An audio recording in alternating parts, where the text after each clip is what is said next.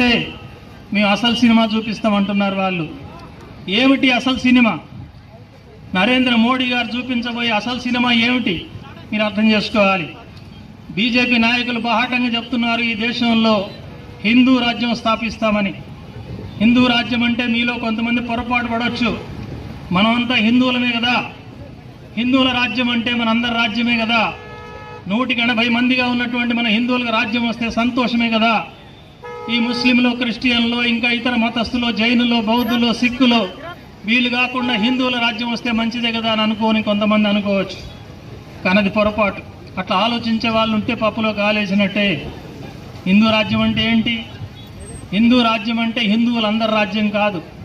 హిందువులో కొంతమంది అగ్ర కులాల వాళ్ళు, ఆధిపత్య వర్గాల వాళ్ళు, అదానీలు, అంబానీలు, కార్పొరేట్ శక్తులు ఈ దేశాన్ని మొత్తంగా దోచుకు తినే రాబందుల రాజ్యం తప్ప అది మొత్తం ప్రజల రాజ్యం కాదు.